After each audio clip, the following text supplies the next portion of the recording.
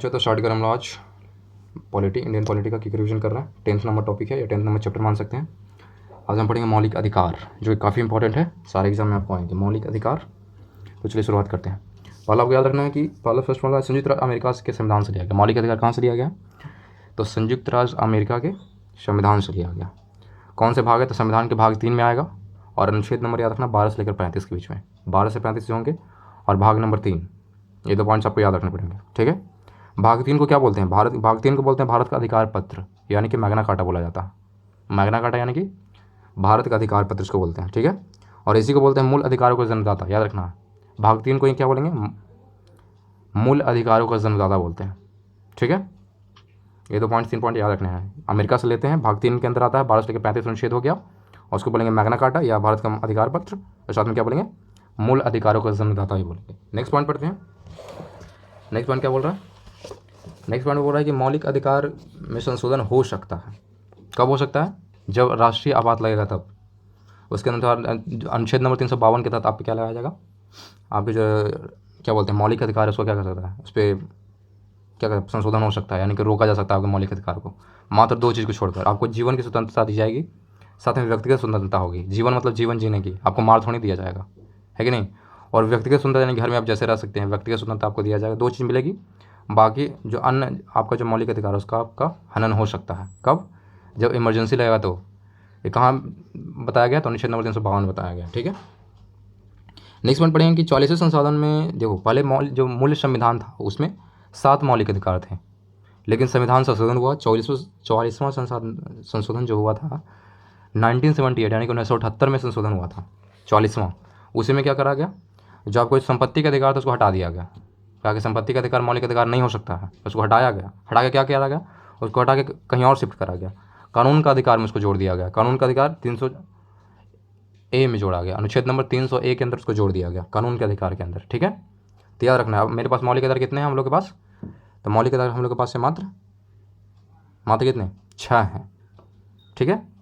याद रखना 6 मौलिक अधिकार हैं, ठीक है। नेक्स्ट पॉइंट में लिखा होगा कि मौलिक अधिकार की मांग कब की गई थी। तो फर्स्ट वर्ग पूछेगा कि मौलिक अधिकार की मांग कब की गई थी।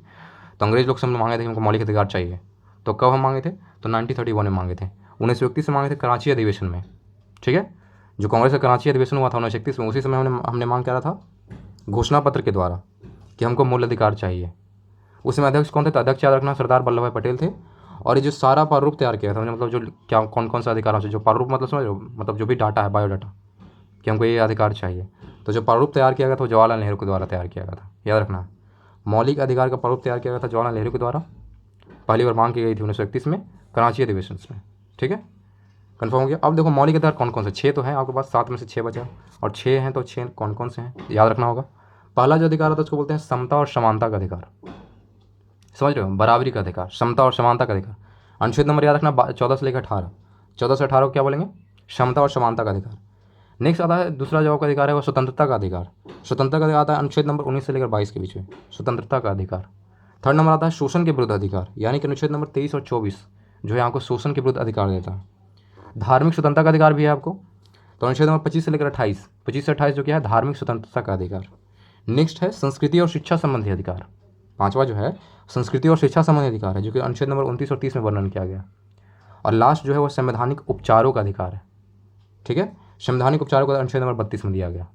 अब देखो आप लोगों को ट्रिक बता रहे हैं, इसको याद तो हो नहीं पाएगा 14 से ऐसा कैसे याद रखोगे, कौन सा किस में कैसे आएगा, कन्फ्यूजन होगा, ठीक है। तो आपको ट्रिक बताना काफ़ी ईजी है, काफ़ी ध्यान से देखिएगा। सिर्फ ट्रिक है ये, इसको सीरियस नहीं लेना, ठीक है। इसको सीरियस नहीं, तो क्या है ट्रिक? पहले देखो 14 से जो 18 साल के बच्चे होते हैं क्या होते हैं? एकदम जनरल बच्चे होते हैं, समान बच्चे होते हैं ना, उनके पास उतना पढ़ने में तेज ना, जो भी पढ़ने में तेज नहीं बोल सकते, मतलब उतना सीरियस नहीं रहते हैं, समान बच्चे रहते हैं, ठीक है। तो 14 से 18 साल के बच्चे क्या रहेंगे? समान बच्चे रहेंगे। तो इसे क्या बोलेगा? समानता और समता और समानता का अधिकार हो गया, ठीक है। जैसे ही 18 साल से बच्चा बड़ा हुआ तो क्या कुछ ज़्यादा ही हवा में उड़ने लगता है, अपने आप को स्वतंत्र महसूस करता है। हम बड़े हो गए भाई, 18 साल के हो गए, 18 साल से बड़े हो गए। तो 19 से लेकर 22 साल के बच्चे जो क्या है स्वतंत्र महसूस करते हैं, 19 से लेकर 22 साल। तो यही होगा 19 से 22 क्या हो जाएगा? स्वतंत्रता का अधिकार हो जाएगा, स्वतंत्र महसूस कर रहे हैं, ठीक है। अब देखो 22 साल का तो बच्चा हो गया, 22 से फिर आगे बढ़ेगा।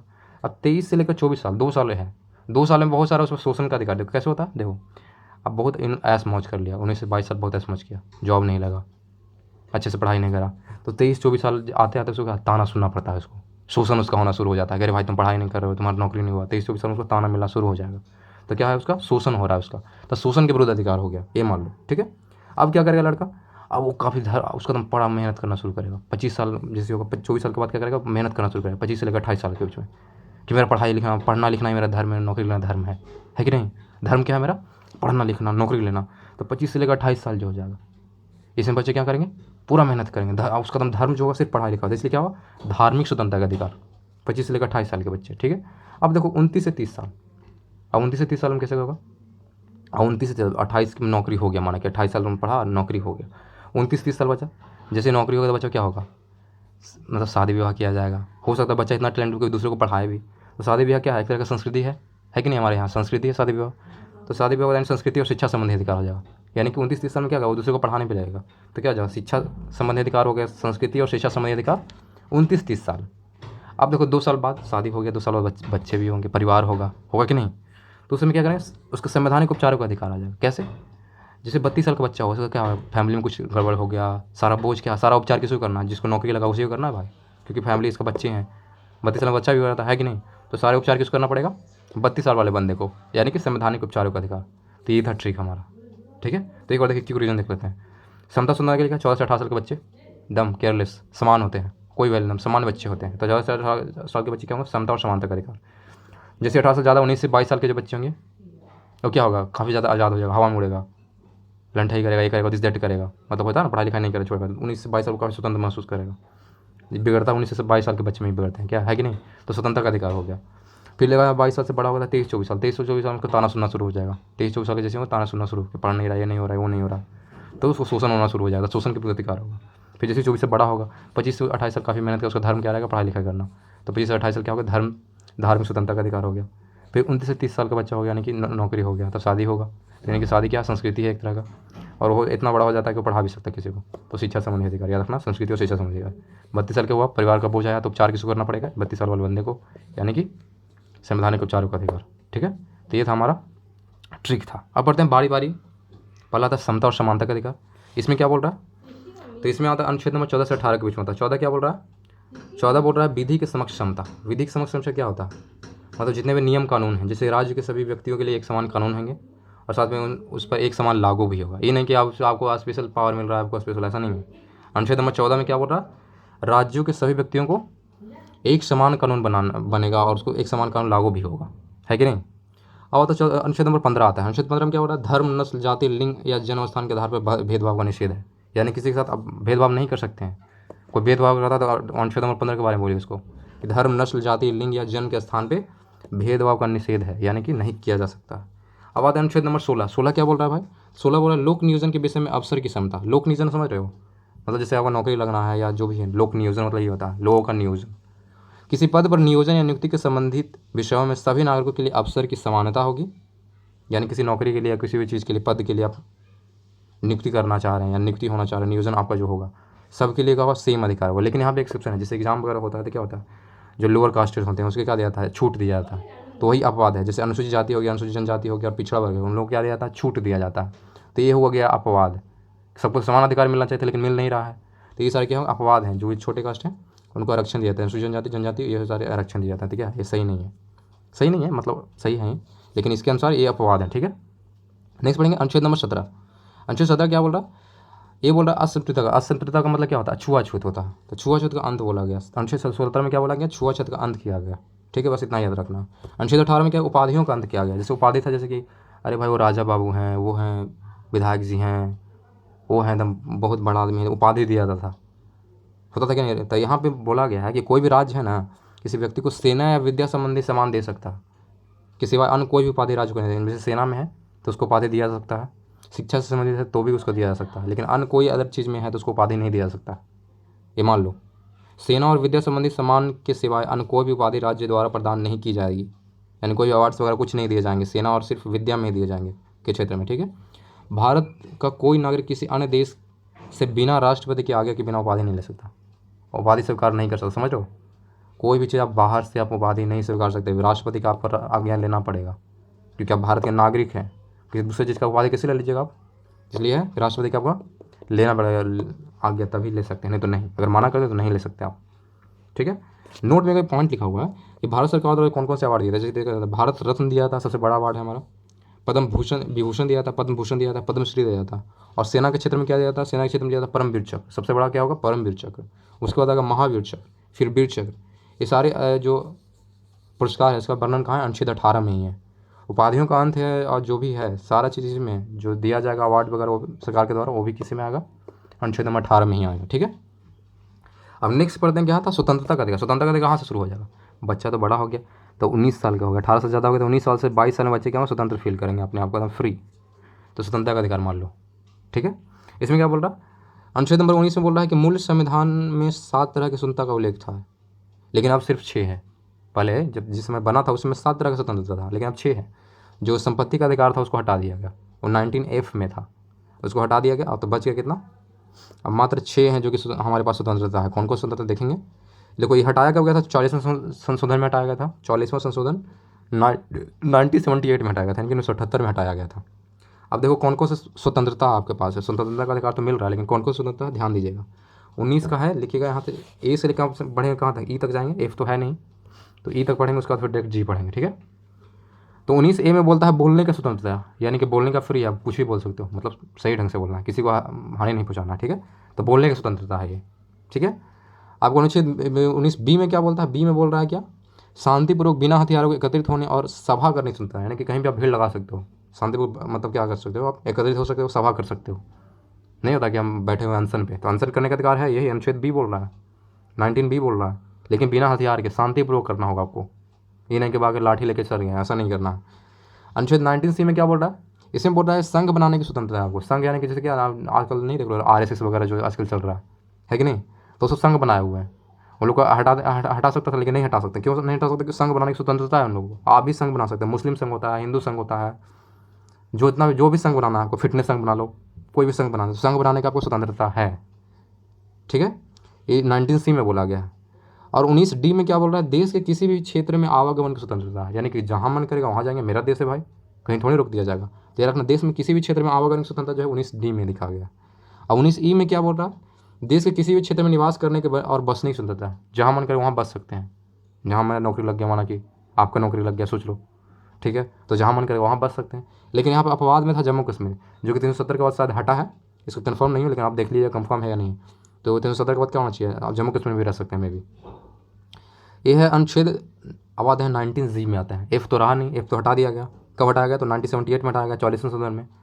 और 19G है, इसमें क्या बोल रहा है, 19G में क्या बोल रहा है, कोई भी व्यापार एवं जीविका चलाने की स्वतंत्रता है। कोई भी व्यापार आप कर सकते हो, कोई भी व्यापार जो मन में आए आप वो वाला बिजनेस शुरू कर दो, जीविका चलाने की आपको स्वतंत्रता है, जहाँ मन करे वहाँ आप दुकान खोल दो, कोई जो भी करना। तो ये कहाँ मिल रहा है आपको स्वतंत्रता, ये मिल रहा है 19G में मिल रहा है आपको। देखो एक चीज़ है प्रेस की स्वतंत्रता, जो प्रेस वाले हैं ये ज़्यादा बकबक करते हैं, तो क्या कर रहे हैं, बोल रहे हैं, तो बोलने की स्वतंत्रता कहाँ में आता है, अनुच्छेद 19A में आता है। तो वही है, प्रेस की स्वतंत्रता जो है कहाँ 19A में आता है, 19A में आता है प्रेस की स्वतंत्रता है, क्योंकि बोलने की स्वतंत्रता है कि नहीं। अब देखो पढ़ते हैं अनुच्छेद नंबर, कहाँ पढ़ रहे हैं, अनुच्छेद नंबर 20 पढ़ते हैं। अनुच्छेद 20 क्या बोल रहा है भाई, देखो पढ़ना तो है 19 से 22 तक, अभी तो 19 ही खत्म हुआ है, अभी 19 ही था इतना, सोच लो 19 से 22 से भी चलना। तब 19 से 20 में क्या बोल रहा है, 20 में बोल रहा है कि अपराधों के लिए दोष सिद्धि के संबंध में संरक्षण है, यानी कि जितने भी अपराध करा है तो उसके लिए कुछ नियम कानून है। कोई व्यक्ति माना कि अपराध कर दिया भाई, तो उसके लिए भी तो नियम कानून होना चाहिए ना, कि ऐसे कुछ हो जाएगा। लिखा हुआ पहला अनुच्छेद 20 में कि किसी भी व्यक्ति को एक अपराध के लिए सिर्फ 1 वर्ष सजा मिलेगी, ये नहीं कि उसको 12 वर्ष सजा मिल रहा है, एक अपराध किया बेचारा को 12 वर्ष सजा मिल रहा है, ऐसा थोड़ी होता है। तो किसी भी व्यक्ति को एक अपराध के लिए सिर्फ 1 वर्ष सजा मिलेगा। ठीक है, मर्डर के तरफ से मर्डर के लिए। ठीक है, अपराध करने के समय माना कि 2 मर्डर कर दिया तो दो बार उसको मिलेगा सजा, ऐसा थोड़ी है, ऐसा नहीं है। माना कि 2 मर्डर किया या 1 मर्डर किया, सेम ही चीज़ है। ठीक है, तो किसी व्यक्ति को एक अपराध के लिए सिर्फ 1 बार सजा मिलेगी। ठीक है, नेक्स्ट पढ़ेंगे, अपराध करने के समय जो कानून है उसी के तहत सजा मिलेगी, ना कि पहले या बाद बनने वाले कानून के तहत। माना कि आज अपराध हमको किए, ठीक है, जो आज का कानून है उसके अनुसार नहीं मिला, माना कि पहले था कि बहुत कड़ा सजा था, अब उसको सुधार करके ईजी कर दिया गया, तो पिछले वाले के अनुसार तो हो नहीं सकता है। जो अभी में प्रेजेंट में जो कानून है उसी के अनुसार सजा होगा। माना कि बाद में कुछ कानून चेंज हो गया, तो ऐसा नहीं कि बाद में आपको सज़ा बढ़ा दिया जाएगा चाहे घटा दिया जाएगा, ऐसा नहीं हो सकता। जो आपका अभी जो कानून है उसी के आधार पर आपको सज़ा मिलेगी, उसी के आधार पर आपको निकाला भी जाएगा, रिजल्ट भी मिलेगा। ठीक है, तो वही बोला गया, अपराध करने के समय जो कानून है उसी के अनुसार आपको सज़ा मिलेगा, पहले और बाद के कानून के अनुसार नहीं। तीसरा में को ये लिखा हो, किसी भी व्यक्ति को स्वयं के विरुद्ध न्यायालय में गवाही देने के लिए बाध्य नहीं किया सकता। माना कि गिरफ्तारी हो गया, मेरा हो गया, हम हाईकोर्ट में पहुँचे हुए हैं, तो हम खुद के विरोध में गवाही नहीं दे सकते हैं कि हम बुरे हैं, हमको जान मार दीजिए, ऐसा थोड़ी बोलेंगे। तो किसी को अपने विरुद्ध में बाध नहीं, उसको आप ज़बरदस्ती नहीं बोल सकते हैं कि आप अपने विरुद्ध में दीजिए गवाही, ऐसा नहीं कर सकता है वो अपने हमेशा पक्ष में ही गवाही देगा, ध्यान देना। तो ये 3 हमारा हमको मिला है पावर अनुच्छेद 20 के अनुसार, ठीक है। अनुच्छेद 20 में ये तीनों चीज़ बताया गया, ठीक है, ये ध्यान रखिएगा। पहला क्या था, अपराध करने के लिए सिर्फ 1 बार सज़ा मिलेगी, एक अपराध के लिए 1 सज़ा। दूसरा था क्या, कानून के जिसमें अपराध किया उसमें जो कानून उसके अनुसार सज़ा मिलेगी। तीसरा में क्या था, खुद के विरुद्ध में वो गवाही नहीं दे सकता, ठीक है। अब आते हैं अनुच्छेद नंबर 21। अनुच्छेद नंबर 21 में क्या बोल रहा है, प्राण और दैहिक स्वतंत्रता। प्राण मत समझ रहे, जीवन, जिंदगी और दैहिक स्वतंत्रता का अधिकार है। इसमें क्या हो रहा है, जीवन और व्यक्तिगत स्वतंत्रता के अधिकार को वंचित नहीं किया जा सकता है। कोई भी कंडीशन आ जाए, आपको जीने का अधिकार थोड़ी हटा दिया जाएगा, आप जिंदा है तो आपको थोड़ी मार दिया जाएगा, ऐसा नहीं कर सकते। व्यक्तिगत स्वतंत्रता जो आपकी है उसको कभी नहीं हटा सकता है, कितना भी आपातकाल लग जाए। तो ये 2 चीज़ आपको एकदम फिक्स रहेगी। तो वही बोला गया कि जीवन और व्यक्तिगत स्वतंत्रता के अधिकार को वंचित नहीं किया जा सकता है, अनुच्छेद नंबर 21 में बोला गया। और इसी का एक पार्ट जोड़ा गया, बाद में जोड़ा गया 19 का जोड़ा गया। कब जोड़ा गया, तो याद रखना 86वां संशोधन हुआ था, 2002 में हुआ था, उसमें जोड़ा गया अनुच्छेद 21 का जोड़ा। इसमें क्या बोला गया, 6 से लेकर 14 साल के जितने भी बच्चे हैं उनको आपको क्या देना होगा, एजुकेशन देना होगा। ये राज्य का कर्तव्य है, नहीं देगा तो राज्य के प्रति दंड भुगतना पड़ेगा राज्य को। तो 6 से 14 साल के जितने भी बच्चे हैं, सब जितने भी राज्य हैं उसको फ्री में शिक्षा देगा, निःशुल्क शिक्षा, ध्यान देना। तो ये कब जोड़ा गया, 86वें संशोधन में एक तहत जोड़ा गया, 2002।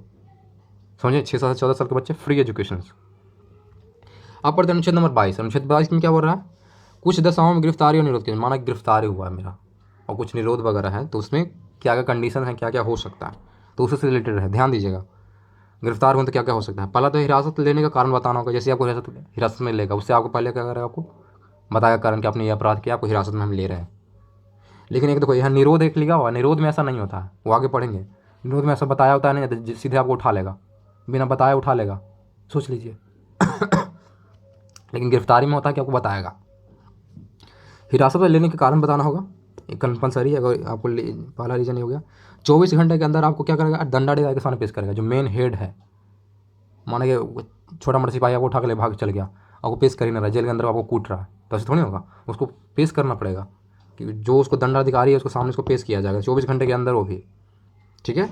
और तीसरा है, उसे अपने पसंद के वकील करने का अधिकार है, भाई लड़ेगा खुद के लिए। तो याद रखना 3 चीज़ स्वतंत्रता है। पहला क्या है, हिरासत के समय उसको रीजन बताना पड़ेगा कि काहे गिरफ्तार करे भाई। दूसरा ये है कि 24 घंटे के अंदर उसको क्या करना पड़ेगा, दंडाधिकारी के सामने पेश करना पड़ेगा। तीसरा यह है कि उसको अपने मनपसंद के वकील करने का अधिकार भी है, जेल में रह के भी ये पावर है, जेल में है फिर भी आपको वकील करने का अधिकार है, ठीक है। नेक्स्ट पढ़ते हैं निवारक निरोध। ये थोड़ा सा डेंजरस है, थोड़ा सा ध्यान दीजिएगा। निवारक निरोध बहुत गजब है, ध्यान दीजिएगा। इसमें क्या आपको बिना बताए उठा लेगा, ध्यान दीजिएगा। इसमें क्या बोल रहा है, इसमें जोड़ा गया है 22 के खंड 3, 4, 5 और 6 में जोड़ा गया, ठीक है। इसमें निवारक निरोध कानून के अंतर्गत किसी भी व्यक्ति को अपराध करने के पूर्व ही गिरफ्तार कर लिया जाता है। देखो निवारक निरोध क्या है, देखो माना कोई व्यक्ति अपराध करने से पहले उठा लिया जाता है। माना कोई व्यक्ति अपराध कर, जैसे आतंकवादी लोग है, उड़ाने आया है, तो उड़ाने से पहले ना उसको गिरफ्तार करेंगे, है कि नहीं। तो वही बोल रहा है, किसी व्यक्ति को अपराध करने के पूर्व ही गिरफ्तार कर लिया जाता है।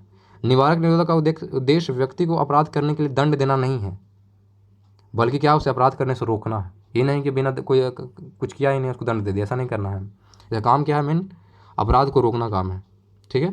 राज्य किस लिए किया जाता है, यह निवारक निरोध जो है राज्य की सुरक्षा के लिए, लोक व्यवस्था बनाए रखने और भारत की सुरक्षा संबंधी कारणों से हो सकता है। समझिए आप, आतंकवादी लोग क्या सुरक्षा थोड़ी देख रहे हैं भारत का, तुम चाहेंगे विनाश करें भाई। तो वही है, राज्य की सुरक्षा, लोक व्यवस्था बनाए रखने और भारत की सुरक्षा के संबंधी कारणों के कारण ऐसा होता है।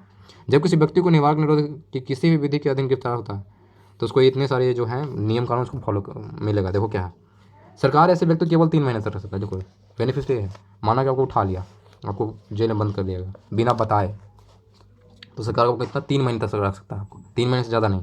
लेकिन 3 महीने से ज़्यादा रख सकता है कब, जब वो सलाहकार बोर्ड से प्रतिवेदन प्राप्त कर लेगा। सलाहकार जो अपर हायर जो बैठे होंगे, सलाहकार समिति जो होंगे, वो उनका प्रतिवेदन प्राप्त करना पड़ता है। यानी कि वो बोल दिए कि इसको रखो भी और उसको से और पूछताछ करना, तो आपको बढ़ाया जा सकता है, 3 महीने से अधिक भी रखा जा सकता है, लेकिन सलाहकार बोर्ड के प्रतिवेदन के बाद ही। लेकिन जनरली 3 महीने के बाद छोड़ दिया जाएगा। नेक्स्ट में लिखा हो कि निरोध के आधार पर सूचित किए जाएंगे, निरोध के आधार पर सूचित किए जाएंगे। हाँ ये बताया गया है, जैसे आपको उठा लिया गया, उठाने के बाद आपको बताया जाएगा, पहले नहीं बताया जाएगा, उठाने के बाद आपको बताया जाएगा कारण क्या है। ऐसा थोड़ी उठा के आपको रखे रहेंगे, पीटते रहेंगे। तो जैसे आपको जेल में बंद कर दिया तो आपको निरोध के आधार आपको बताना पड़ेगा, बताएंगे कि ये रीज़न है जिस कारण हम आपको उठा ली, ये कारण है, ठीक है।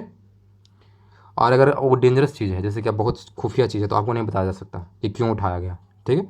तो नीरस अगर क्या है, लोक हित के विरुद्ध है, अगर है लोगों की सुरक्षा में अगर उससे गड़बड़ी हो रहा है आपको कुछ बताने से या पूछने से, ठीक है, आपको रीज़न बताने से अगर किसी को दिक्कत हो रहा है लोगों को, तो आपको रीज़न नहीं बताया जाएगा, सीधा आपको उठा लिया जाएगा। समझ में आया? अगर लोक हित को कुछ भी डेंजर हुआ तो आपको कुछ नहीं बताया जाएगा, सीधा आपको उठा के चुपचाप रखा जाएगा, ठीक है। अगर कुछ लोक नीति के लिए कुछ गड़बड़ नहीं हो तो आपको बताया जाएगा रीज़न कि आप इसके कारण आपको उठा लिए, ठीक है। उठाना मतलब समझ रहे हो, सीधे सिपाही जाए उठा लिए, वो वाली बात चल रही है, ठीक है। नेक्स्ट पढ़ रहे हैं क्या, यहाँ पे लिखा हुआ है कि निरुद्ध व्यक्ति को निरोध आदेश के विरुद्ध क्या लिखा, अभ्यावेदन करने के लिए शीघ्र अवसर दिया जाना चाहिए। हाँ ये भी है, अगर आपको कैद कर लिया गया है, निरोध कर लिया गया, तो आपको क्या होगा, आपको तुरंत अवसर दिया जाएगा प्रूफ करने का कि हम सही हैं। जैसे हम गलती किए नहीं, हमको कोई उठा लिया, तो हमको प्रूफ करने का समय मिलना चाहिए, तो तुरंत आपको दिया जाएगा, सीधा क्या अवसर दिया जाएगा आपको, क्या प्रूफ कीजिए कि आप रॉन्ग नहीं है, तो आपको प्रूफ कीजिए रॉन्ग नहीं है, तो आप सीधे निकल के चलाइए, घर आइए खाने के। तो देखो, निवारक निरोध के संबंधित अब तक बनाई गई कुछ विधियाँ, कुछ बहुत सारा नियम कानून बनाया गया अब तक, मतलब 2023 तक कुछ नियम कानून बने हैं। पहली बार जो कानून था उसका नाम था निवारक निरोध अधिनियम, आया था 1950 आया था। सिर्फ इसमें यही जानना कि कब आया था, कब अंत हुआ था, बस, और इसमें कुछ नहीं है।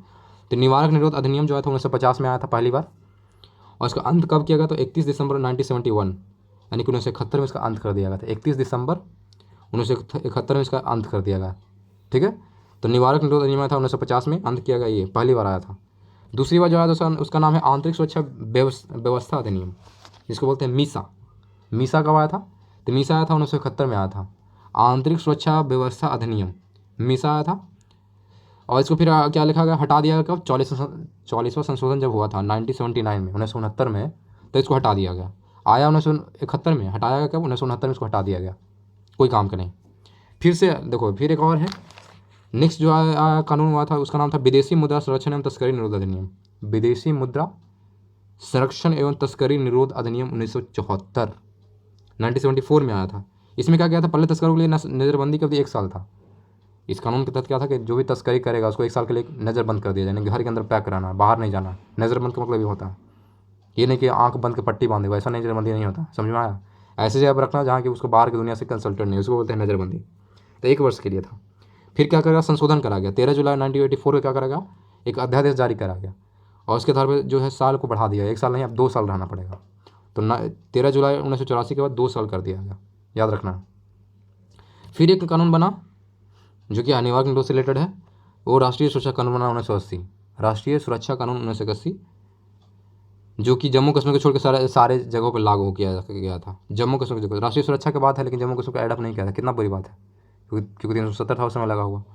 तो राष्ट्रीय सुरक्षा कानून 1980 जम्मू कश्मीर के अतिरिक्त अन्य राज्यों में लागू किया गया है, जम्मू कश्मीर को छोड़ा गया था, ठीक है। राष्ट्रीय सुरक्षा कानून कब आया था, तो 1980 में आया था, ये पूछा सकता है, राष्ट्रीय सुरक्षा कानून कब आया था, तो 1980 में, ठीक है। नेक्स्ट और कोई कानून आया, और कानून आया, देखो कौन सा कानून आया, ये सारे किस रिलेटेड है, निवारक निरोध से रिलेटेड है, यानी कि बिना बताए उठाता है, उससे रिलेटेड है। फिर आया था आतंकवादी एवं विध्वंसकारी गतिविधियां निरोध कानून आया था, जिसको बोलते हैं टाडा। बहुत हार्ड कानून था ये, बहुत ज़्यादा, अब तक का सबसे जगह प्रभावी या कठोर कानून बोल सकते तो टाडा ही था। टाडा जो क्या करा था, समाप्त कब करा गया, तो 23 मई 1995 को समाप्त कर दिया गया था। टाडा क्या है, अब तक का सबसे प्रभावी या कठोर कानून इसको मान सकते हैं, किसी भी आतंकवादी एवं विध्वंसकारी गतिविधियों निरोधक कानून, ठीक है। 23 मई 1995 को क्या, इसका अंत कर दिया गया, नहीं खत्म कर दिया गया। फिर टाडा का एकदम मॉडिफाई फॉर्म आया, पोटो आया, पोटो, प्रिवेंशन ऑफ टेररिज्म, क्या होता है, terrorism ordinance 2001, prevention of terrorism ordinance 2001। Ordinance मतलब समझ रहे हो, सिर्फ ये मतलब नियम बना है, लागू मान सकते हो, मतलब पूरी तरह से मतलब रूल नहीं बना है, सिर्फ ऑर्डिनेंस है, अध्यादेश है। इसमें बोला क्या, 25 अक्टूबर 2021 में लागू किया गया। पोटो जो लागू कब किया था, 25 अक्टूबर 2001 को लागू किया गया था। पोटो का क्या बोला, टाडा का ही एक रूप है, टाडा का ही मॉडिफाई करके बनाया गया। इसमें जो है 23 आतंकवादी गुटों को प्रतिबंधित किया गया था पूरे भारत में, जिसमें लागू हुआ था, उसमें 23 आतंकवादी गुटों को प्रतिबंधित किया गया था। आतंकवादी और आतंकवादियों से संबंधित सूचना को छिपाने वाले को भी दंडित करने का प्रावधान किया था। देखो ये बहुत इंपॉर्टेंट था, अगर आतंकवादी को आप छिपा रहे हो या उससे रिलेटेड आपके पास कोई सूचना है उसको भी आप छिपा रहे हो, तो आप पे अब क्या होगा, आपको दंडित किया जाएगा, कोई भी आपको छूट नहीं दिए जाएंगे, ठीक है। जो आतंकवादी सपोर्ट किया सीधे पकड़ लिया जाएगा फोटो के तहत, ठीक है। पुलिस शक के आधार पर किसी भी व्यक्ति को गिरफ्तार कर सकेगा, अगर आप पे शक हो तो आपको उठा लेगा, पुलिस शक करेगा कि आप पे शक हुआ उठा लेगा। पुलिस शक के आधार पर किसी भी व्यक्ति को गिरफ्तार कर सकती है, किंतु बिना आरोप पत्र के 3 महीने से अधिक हिरासत में 3 महीने तक आपको रखा जाएगा। अगर कोई आप पे आरोप नहीं है फिर भी आपको 3 महीने तक रख सकता है। 3 महीने के बाद आपको छोड़ दिया जाएगा। पोटो के अंतर्गत गिरफ्तारी व्यक्ति को हाईकोर्ट या सुप्रीम कोर्ट में अपील कर सकता है। अगर पोटो के साथ आपको गिरफ्तार कर लिया, माना कि आप क्या है, क्या बोलते हैं, कोई कांड नहीं किए हैं या आप सीधे हैं, आप जो भी हैं, तो आप हाई कोर्ट जा सकते हैं कि सर हमको बिना गलती के उठा लिया गया, आपको गलती नहीं है फिर भी आपको उठा लिया गया फोटो था, तो हाई कोर्ट या सुप्रीम कोर्ट में आप अपील कर सकते हैं, है कि नहीं। यह अपील भी गिरफ्तारी के 3 महीने बाद, लेकिन ये गड़बड़ है, 3 महीने के बाद ही करना पड़ेगा आपको। 3 महीने तो कम से कम आपको जेल गुजारना पड़ेगा। 3 महीने पूरा हो उसके बाद ही आप अपील कर सकते हो, एकदम कन्फर्म है, ठीक है। तो 3 महीने के बाद ही आपको क्या होगा, आप कोर्ट में अपील कर सकते हैं। पोटो का क्या बात था, पोटो को बना दिया गया एक बात, क्या इसको एक्ट बना दिया गया, कानून बना दिया गया। पहले अधिनियम था, बाद में इसको कानून बना दिया गया। कब बनाया गया, तो 28 मार्च 2002 को पोटो क्या बना दिया गया, कानून बना गया। प्रिवेंशन ऑफ टेररिज्म एक्ट बना दिया, प्रिवेंशन ऑफ टेररिज्म एक्ट 28 मार्च 2002 में इसको एक कानून ही बना दिया गया। लेकिन फिर इसको अंत भी कर दिया, ख़त्म भी कर दिया। देखो 31 सितंबर 2004 को इसका अध्यादेश के द्वारा क्या होगा, अंत कर दिया गया, जो कि अच्छी बात तो नहीं हुआ, फिर चलो कोई बात नहीं। 31 सितंबर 2004 को इससे क्या होगा, इस अध्यादेश के द्वारा क्या कर दिया, समाप्त कर दिया गया, ठीक है। अब नेक्स्ट पढ़ते हैं शोषण के विरुद्ध। शोषण के विरुद्ध अधिकार कहाँ पढ़े थे आपको, या एज याद है, एज वाला ट्रिक बताया था जो, इसमें आपको क्या बताए थे कि बच्चा बड़ा हो गया 19 से 22 साल तक ऐश मौज करेगा।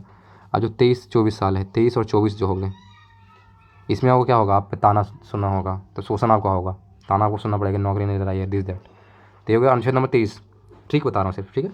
अब डिटेल में पढ़ते हैं। अनुच्छेद 23 क्या बोल रहा है, मानव के दुर्व्यवहार और बलात् श्रम का प्रतिरोध है। बलात् श्रम मतलब समझ रहे हो, जबरदस्ती काम ले रहे हैं आप, उसे बेगारी करवा रहे हैं, खरीद बिक्री करवा रहे हैं, दुर्व्यवहार यानी खराब व्यापार करवा रहे हैं उससे, या ज़बरदस्ती व्यापार करा रहे हैं, तो अनुच्छेद नंबर 23 के तहत आपको दंड मिलेगा, बहुत ज़्यादा ज़बरदस्त मिलेगा। ज़बरदस्ती लिया हुआ श्रम क्या लिखा हुआ है, निर्दिष्ट ठहराया गया, उसका उल्लंघन दंडनीय अपराध है। देखो अगर इस कानून का आप उल्लंघन कर रहे हो तो आपको दंड मिलेंगे। किसी से ज़बरदस्ती आप काम नहीं ले सकते हैं, ना ही उससे खराब काम करवा सकते हैं, खराब व्यापार, ठीक है। यहाँ लिखो जरूरत पड़ने पर, लेकिन आपका जो ये वाला जो अनुच्छेद नंबर 23 इसमें थोड़ा सा गड़बड़ी हो सकता है। ये कब, जब जैसे देश में आपातकाल लगे तो आपसे ज़बरदस्ती काम लिया जा सकता है। कौन लेगा, तो सरकार लेगी आपसे काम। कब, जब आपातकाल, जैसे सेना की कमी हो गया तो आपको ज़बरदस्ती, आप चाहो या ना चाहो आपको जाना पड़ेगा बॉर्डर पे, क्योंकि देश के बात है, सरकार बोल दिया कि वो जाना है, तो आपको ज़बरदस्ती आपको कहेगा, ज़बरदस्ती आपको जाना पड़ेगा। तो यहीं पे आपको ज़बरदस्ती हो सकता है। कब, जब आपातकाल रहेगा, तो उस समय सेवा क्या लिखा, राष्ट्रीय सेवा करने के लिए बाध्य किया जा सकता है। ज़रूरत पड़ने पर राष्ट्रीय सेवा के लिए आपको बाध्य किया जा सकता है, ज़बरदस्ती किया जा सकता है, ठीक है। तो ये सबको खुशी खुशी करना चाहिए, है कि नहीं, ज़बरदस्ती किया जाए तो खुशी खुशी कीजिए, है कि नहीं। नेक्स्ट पढ़ेंगे अनुच्छेद नंबर 24। अनुच्छेद 24 में क्या बोल रहा है, बालकों के नियोजन के, बालकों नियोजन, हाँ ये इंपॉर्टेंट है। अनुच्छेद 24 में बोलता है कि 14 साल से कितने कम की आयु के जितने बच्चे होंगे उससे आप काम नहीं कर सकते हैं। समझ रहे, बाल श्रम बहुत गड़बड़ चीज़ है। 14 साल से कम वर्ष मतलब छोटे बच्चे हैं, 14 साल से छोटे बच्चे हैं, उनसे काम आप नहीं ले सकते हैं। कारखानों में, खानों में, अन्य किसी जोखिम भरे काम उनसे नहीं ले सकते हैं, याद करो। तो अनुच्छेद 24 बोलता है जहाँ भी आप देखो छोटा बच्चा काम कर रहा है सीधे आप कर सकते हो रिपोर्ट, अनुच्छेद 24 के तहत, है कि नहीं। अब नेक्स्ट पढ़ेंगे धार्मिक स्वतंत्रता का अधिकार। धार्मिक स्वतंत्रता अधिकार कहाँ है, बच्चा बड़ा हो गया, ताना सुनना शुरू कर दिया, अब ताना सुनने के बाद क्या करेगा, उसका धर्म क्या रहेगा, अब नौकरी लेना, पढ़ाई करना। तो धर्म कब शुरू करेगा वो, 24 साल के बाद उस ताना सुनेगा, ताना सुनना खत्म हो गया तो 25 से लेकर 29 साल, 25 से लेकर 29, है कि नहीं, 25 से 28 था ना, सॉरी 28 25 से 28 साल खूब मेहनत करेगा, नौकरी लेना चाहेगा, नौकरी लेगा भी 25 से 28 साल के बीच में, ठीक है। तो ये है धार्मिक स्वतंत्रता का अधिकार। इसमें क्या क्या धर्म का स्वतंत्रता, धर्म से रिलेटेड है, ध्यान दीजिएगा, ये तो ट्रिक बता रहा है। अब धर्म वाला देखते हैं पोर्शन। अनुच्छेद 25 में बोलता है कि क्या बोल रहा है, कोई भी व्यक्ति किसी भी धर्म को मान सकता है और उसका प्रचार प्रसार कर सकता है। कोई भी व्यक्ति, माना कि आप हिंदू हैं, आप चाहें तो दूसरा धर्म भी बदल भी सकते हैं, जो मन करे आप वो धर्म मान सकते हैं, तो ये है कि नहीं। मुस्लिम है तो हिंदू बन सकते हैं, हिंदू है तो मुस्लिम बन सकते हैं, जो भी आपको मन करे, और साथ में आप धर्म को प्रचार भी कर सकते हैं। तो ये अधिकार कहाँ मिलता है, अनुच्छेद नंबर 25 से मिलता है। 25 के बाद 26 में आता है। 26 में बोलता है धार्मिक कार्यों के क्या लिखा, प्रबंध की स्वतंत्रता। इसमें बोल रहा है कि आप धार्मिक कार्य कर सकते हैं, जैसे कि धर्म के लिए संस्थाएं बना सकते हैं, नया नया संस्था, मंदिर बना दीजिए, संस्था बनाइए। पोषण कर सकते हैं, यानी कि लोगों को खिला सकते हैं, पिला सकते हैं, जैसे लंगर वगैरह लगना हो गया, सारे क्या इतना धार्मिक कार्य है। अनुच्छेद 26 में बोला गया ये सब चीज़। लेकिन इसी चीज़ का गलत इस्तेमाल करते हैं कौन, नेता लोग, क्रिमिनल लोग।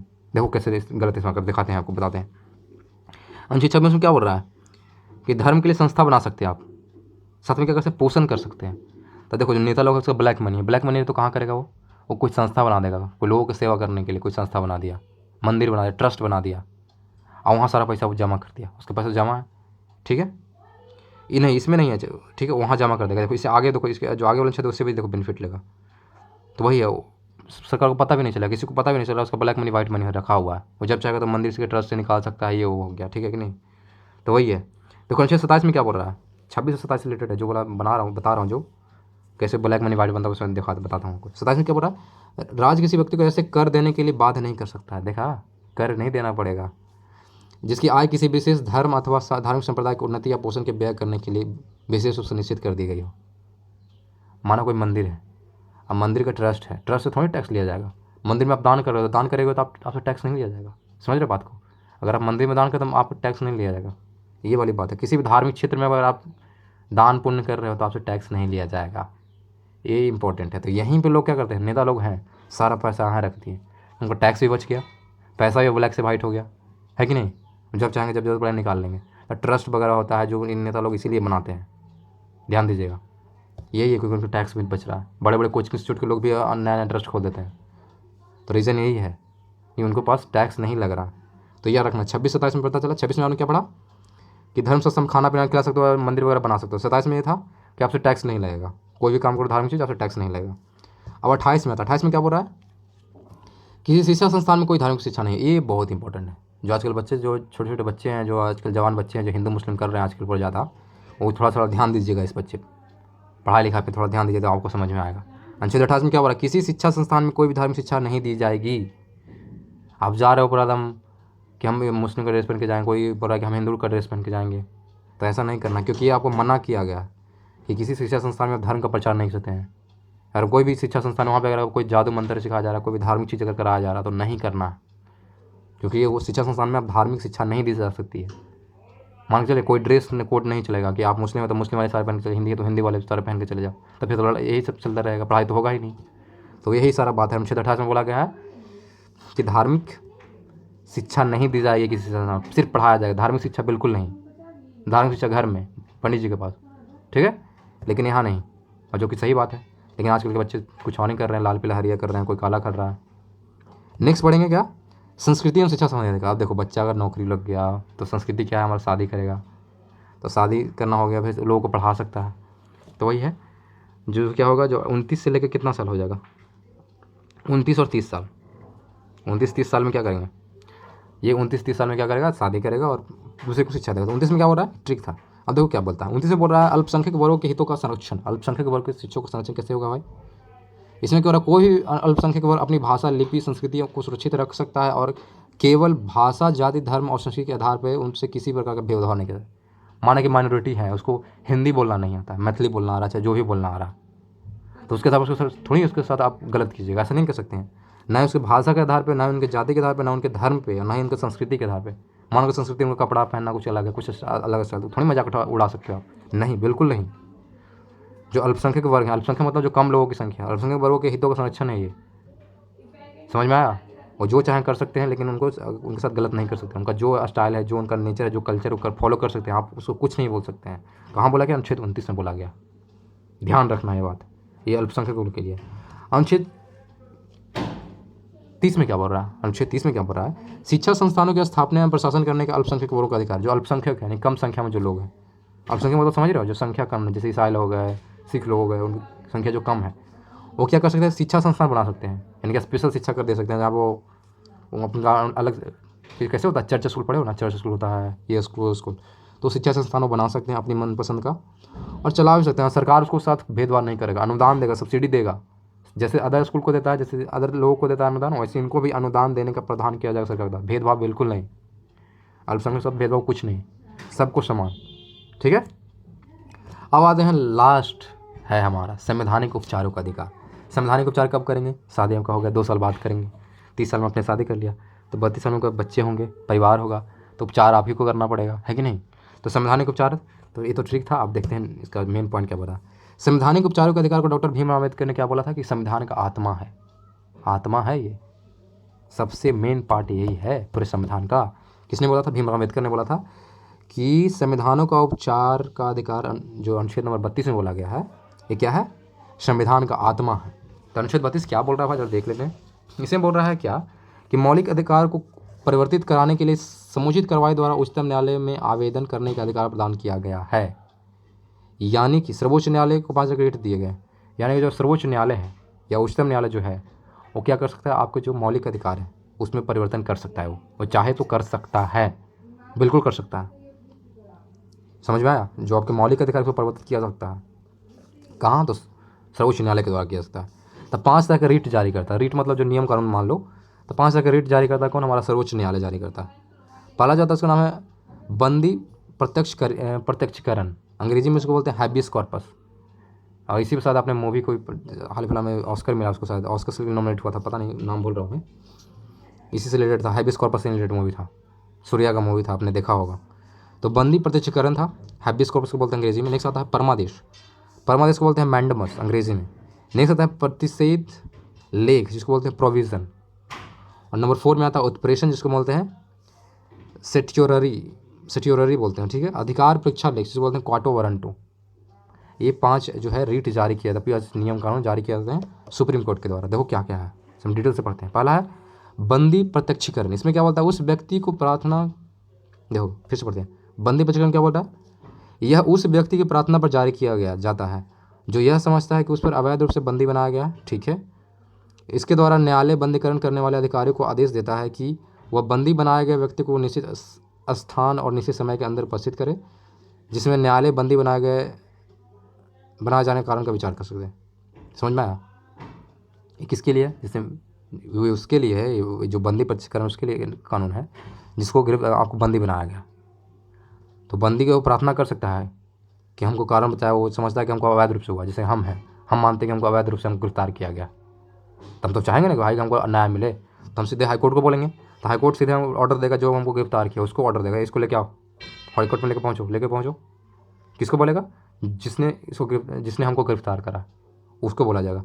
तो वो सेम टाइम सेम निश्चित पे आएगा और हाईकोर्ट में बातचीत होगा। हाईकोर्ट डिसाइड करेगा कि सही इसके साथ ये सही बोल रहा है लड़का या गलत बोल रहा है, सच में वो निर्दोष है नहीं है या नहीं है।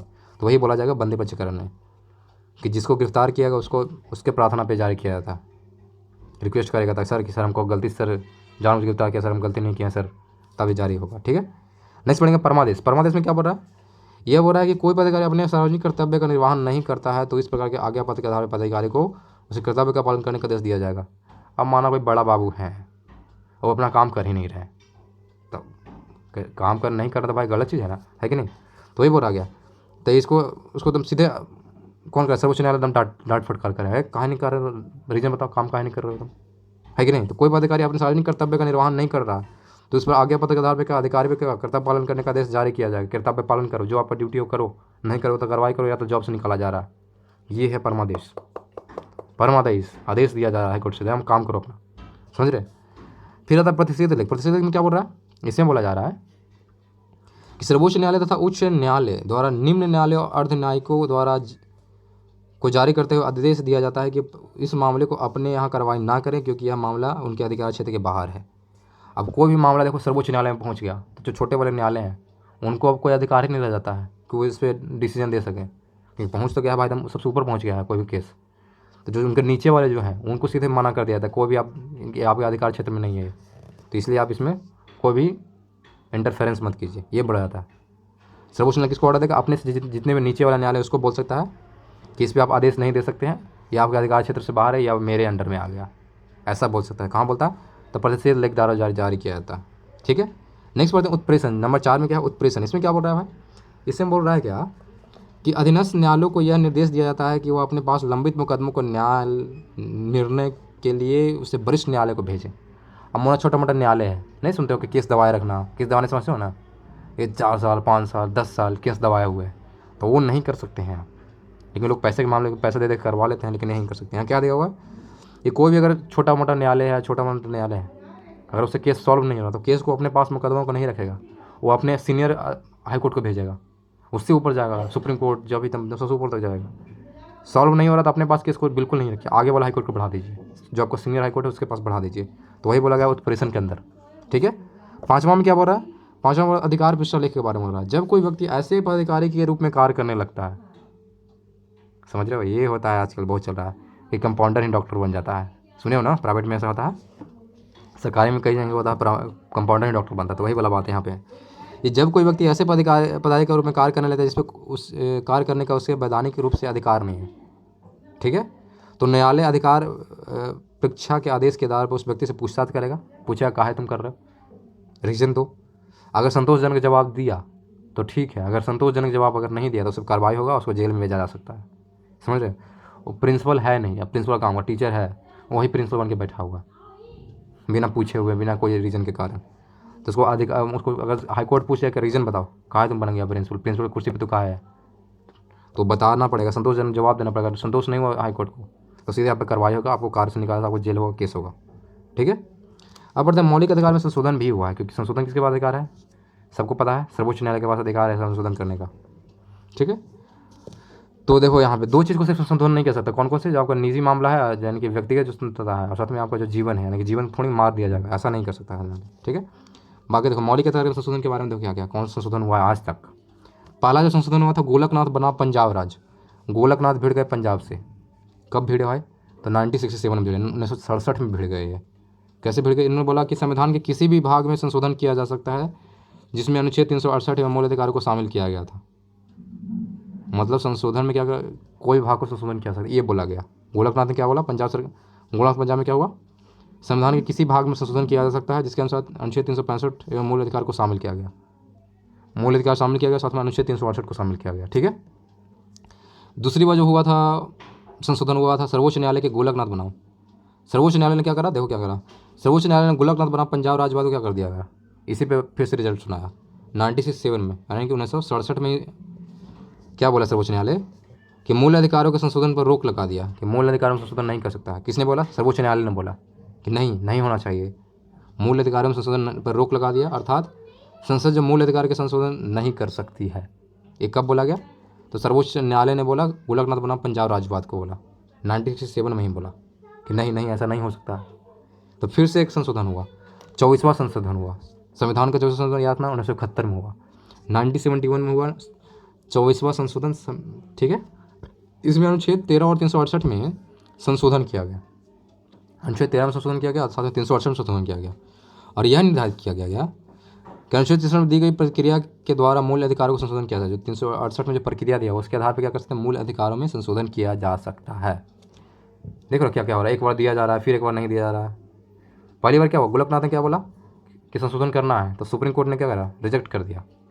फिर से आया 24वां संशोधन, उसमें क्या बोला कि कुछ नियम कानून के आधार 13 और 368 में जो बोला गया है उसके आधार पर मूल अधिकारों में संशोधन किया जा सकता है। अब देखो फिर से क्या हो, केशवानंद भारती बनाम केरला राज्यवाद चल गया, फिर से केशवानंद भारती बनाम केरला राज्यवाद हो गया। इसमें क्या बोला गया, संशोधन की विधि की मान्यता प्रदान की गई, गोलकनाथ बनाम पंजाब राज्य के निरस्त कर दिया गया। इसमें क्या हुआ, जो संशोधन विधि था उसको मान्यता प्राप्त हुआ, यानी संशोधन किया जा सकता है, ठीक है, ये बोला गया। केशवानंद भारती बनाम केरला राज्य में क्या हुआ, संशोधन की विधि मान्यता प्रदान की गई, जो नियम कानून थे विधि करने का, इस नियम पे ऐसे ऐसे होगा, उसको क्या कर दिया गया, मान्यता प्राप्त कर दिया गया। बस इतना याद रखना। फिर 42वां संशोधन हुआ 1976, यानी कि 1976 में हुआ, 1976 में हुआ था 42वां संशोधन, याद रखना है। इसमें बोला कि अनुच्छेद 368 और खंड 4 और खंड 5 जोड़ा गया, 368 में खंड 4 और 5 जोड़ा गया। इसमें क्या बोला गया कि संशोधन को किसी न्यायालय में प्रश्नगत नहीं किया जा सकता है। लो, यानी कि जब न्यायालय जो चाहेगा जो कर सकता है, फिर ना प्रश्नगत करना मतलब क्या हो गया, कोई सवाल आप नहीं कर सकते हैं, कोई संशोधन हो रहा था आप सवाल कर ही नहीं सकते, तो गड़बड़ चीज़ है। तो 12वें संशोधन में यह बोला गया था कि संशोधन किसी न्यायालय में प्रश्नगत नहीं किया जाता, यानी कि न्यायालय से आप सवाल नहीं पढ़ सकते अगर चेंज करेगा भी तो, जो कि गड़बड़ चीज़ था। फिर से इसी को संशोधित, इसी को बेस्ट करने के लिए, ठीक करने के लिए आया मिनर्वा मिल्स बनाम भारत संघ। मिनर्वा मिल्स बनाम भारत संघ आया था 1980 में आया है, ठीक है, 1980 में संशोधन हुआ। इसमें क्या बोला, संविधान के आधारभूत लक्ष्यों की रक्षा करने का अधिकार जो है न्यायालय को है, और न्यायालय से आधार पर किसी भी संशोधन का पुनर्विलोकन कर सकता है। इसके द्वारा 42 संशोधन के द्वारा की गई कार्रवाई को समाप्त कर दिया गया, यानी कि सवाल जो पूछने वाला था उसको हटा दिया गया। इसमें जो क्या है, संविधान के आधारभूत लक्षणों की रक्षा करने का अधिकार है, और न्यायालय से आधार पर क्या कर सकता है, किसी संशोधन का पुनर्विलोकन कर सकता है। जो संशोधन हुआ उसे फिर से विचार कर सकता है कि ये संशोधन हुआ है, फिर से विचार करना चाह रहा है तो कर सकता है उच्च न्यायालय। समझ में आया, मिनर्वा मिल्स बनाम 1980 में आया था। तो ये था हमारा पूरा आज का 10th नंबर चैप्टर मौलिक अधिकार, जो आपको फिनिश हो गया। तो आज के लिए इतना ही, थैंक यू।